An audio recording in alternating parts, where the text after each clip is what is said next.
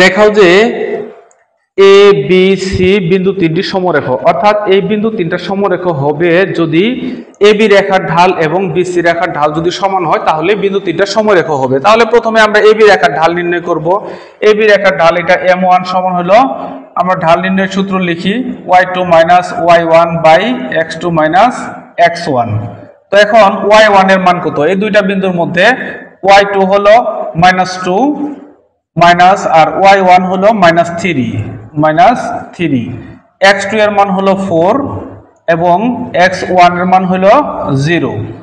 তাহলে এখন এই যে -2 মাইনাস মাইনাসে প্লাস 3/4, তাহলে 3 থেকে 2 বাদ দিলে 1/4, তাহলে m1 এর মান হলো 1/4, অর্থাৎ এই রেখার ঢাল 1/4। এখন বিসি রেখার ঢাল সেই আমরা একই সূত্র দিয়ে বের করব, y2 minus y1 by x2 minus x1।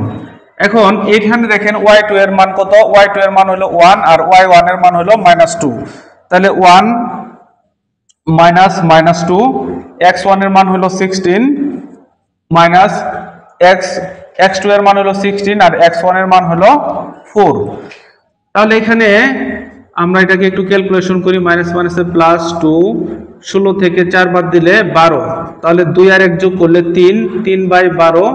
আমরা যদি 3 দিয়ে 3 কে ভাগ করি, একবার 12 কে ভাগ করলে 4 বার। যেহেতু m1 এর মান হলো 1/4 এবং m2 এর মান হলো 1/4, তার মানে m1 সমান m2। সুতরাং ABC বিন্দু তিনটি সমরেখ।